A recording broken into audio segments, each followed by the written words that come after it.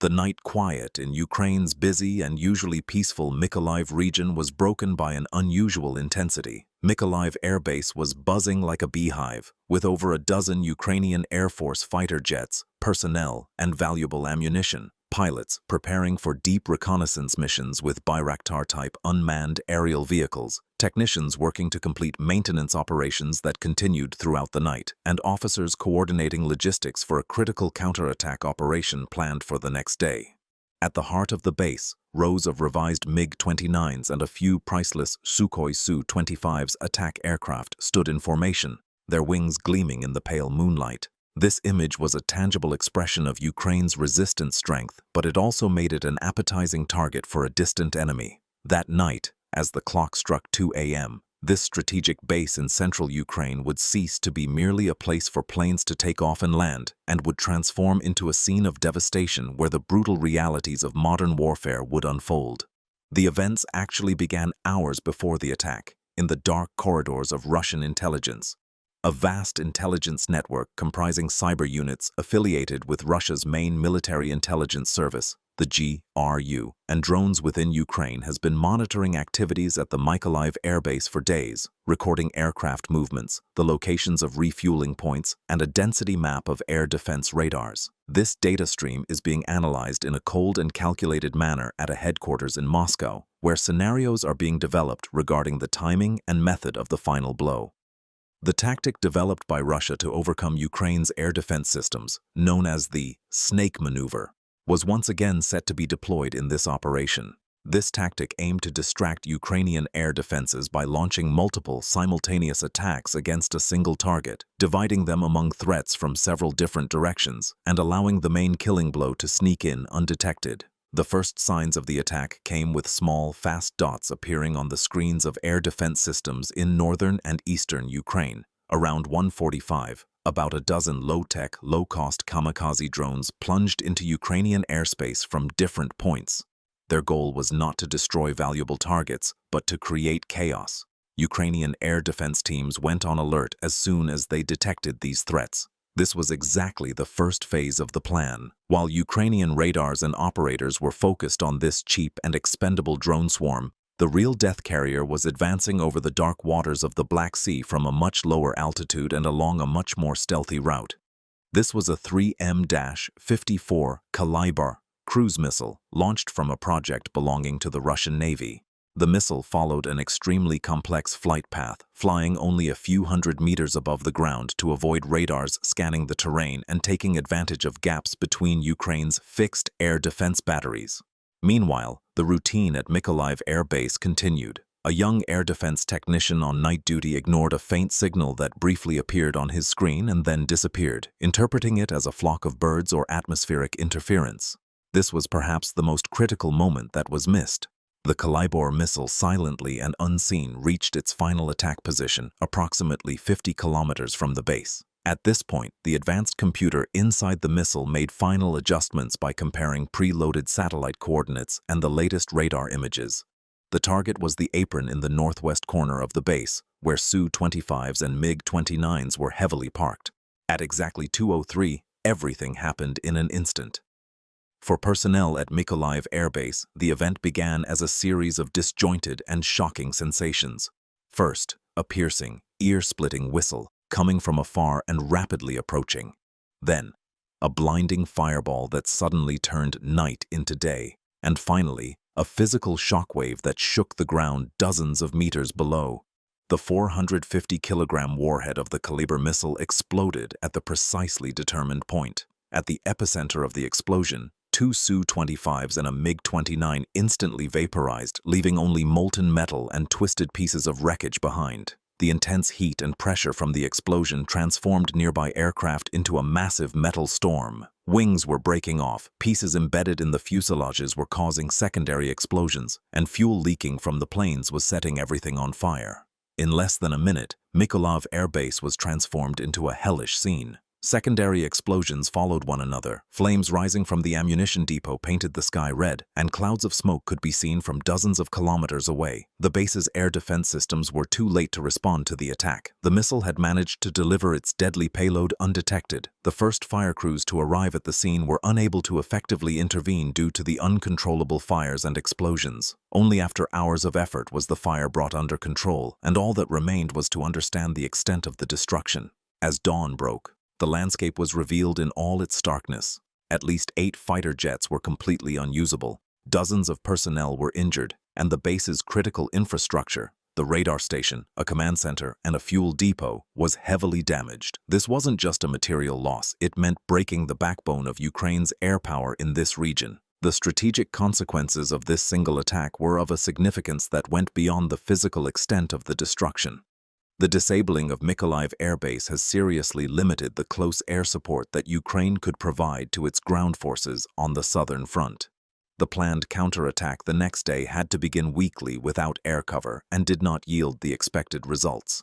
Taking advantage of this air superiority vacuum, Russian forces increased artillery fire and advances at several points along the front line.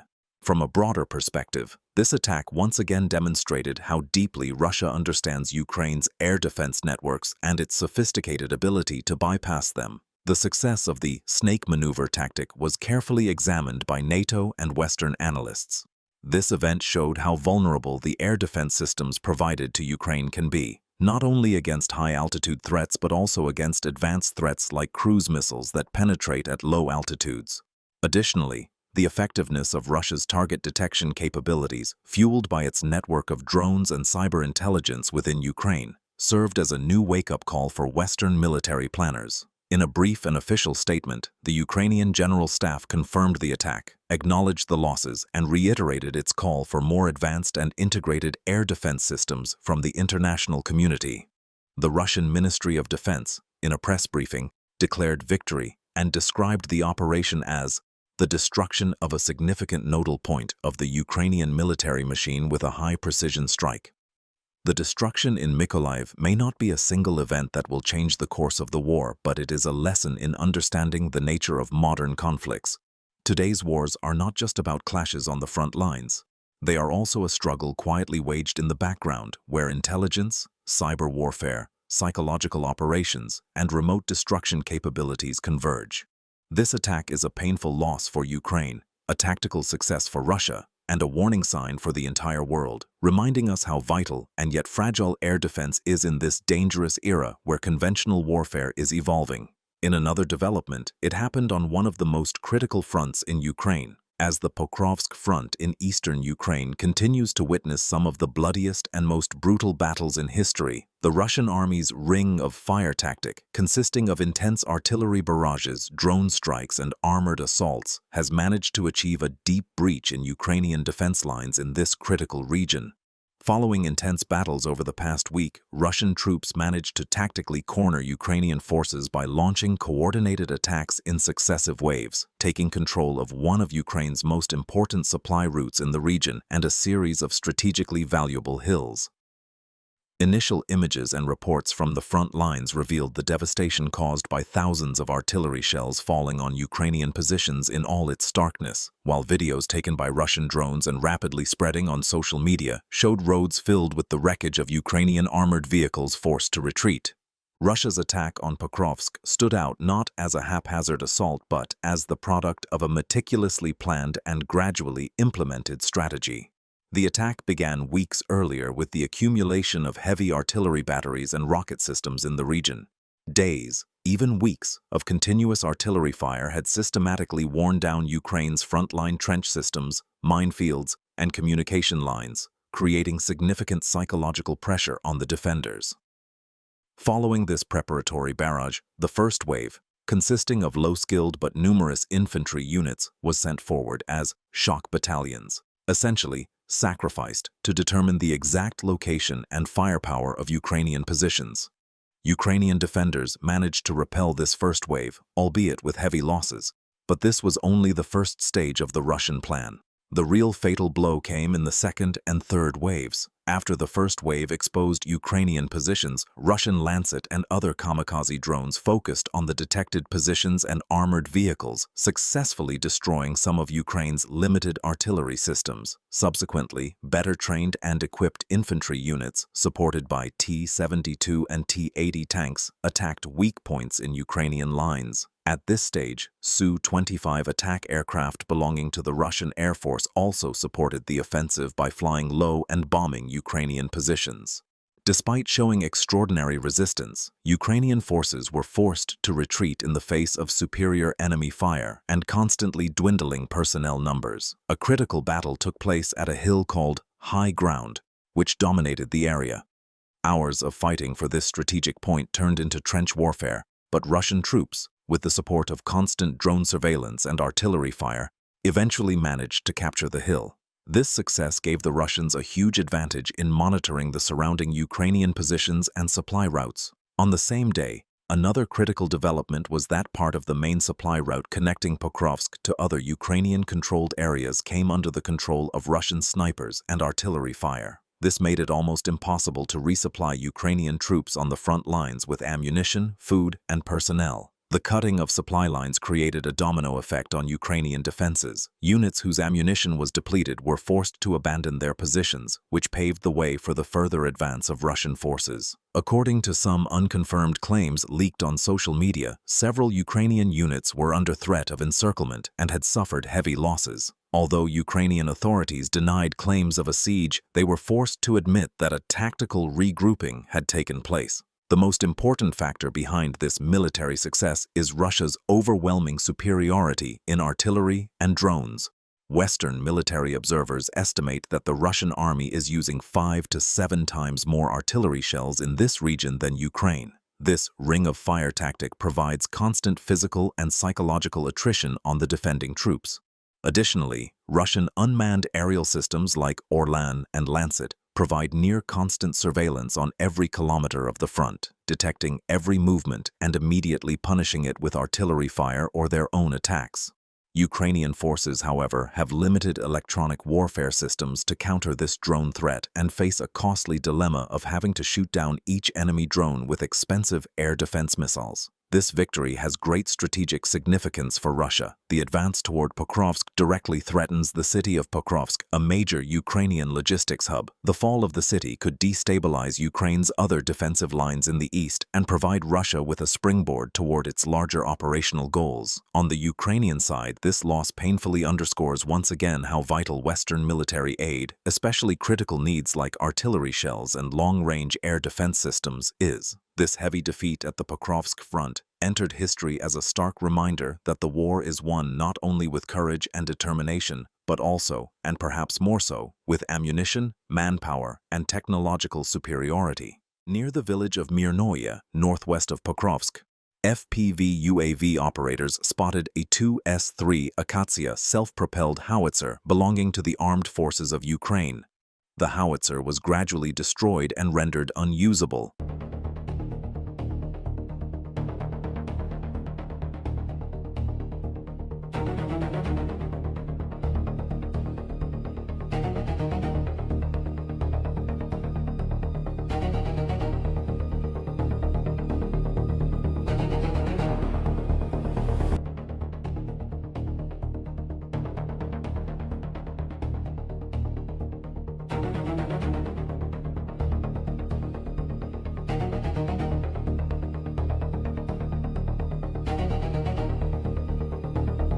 A FAB-3000 missile launched by Russian Air Force jets struck the 38th Separate Marine Brigade of the Armed Forces of Ukraine in Mirnorad. Russian troops gained firepower and partial physical control of the city's main supply routes.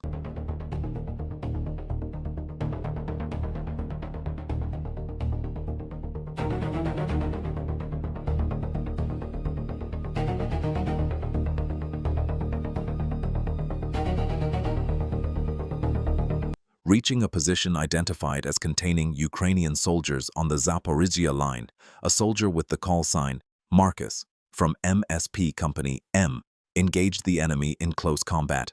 The enemy was in a more advantageous position, but Russian forces boldly entered the fortress and destroyed the Ukrainian soldier and the bunker. Ukrainian armed forces drones were also seen participating in the fighting.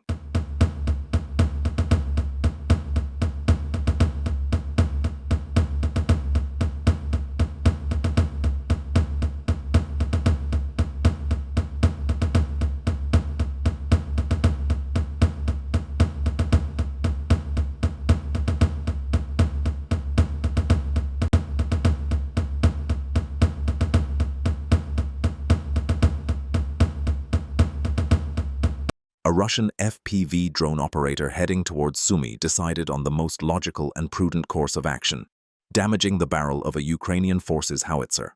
It's unlikely it will survive long enough to be repaired. It will either be abandoned or destroyed by the next drone. Russian armed forces destroyed a heavy mechanized bridge established by the Ukrainian armed forces over the Oskol River near the village of Pokrovsk, using FPV UAVs and Tornado SMLRS.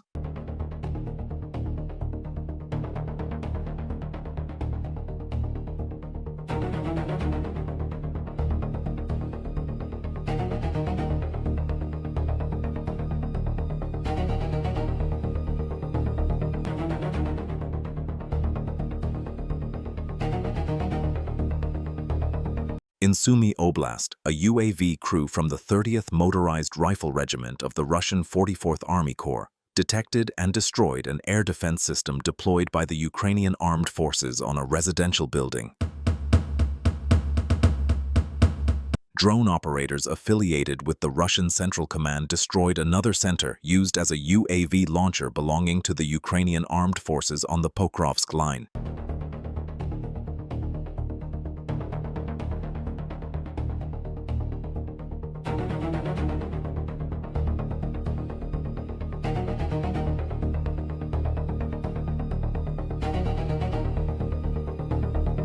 FPV UAV operators from the Russian Special Forces Brigade on duty destroyed another UAV launcher belonging to the Ukrainian armed forces near the village of Malievka.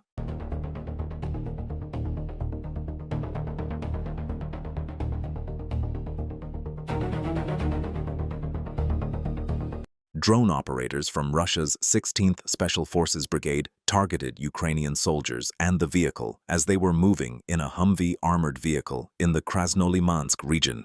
While some Ukrainian soldiers escaped, others were not as fortunate. Operators from Russia's Novorossiysk parachute unit continue to use interceptor drones to shoot down high-altitude Ukrainian armed forces drones in the skies over the Zaporizhzhia region.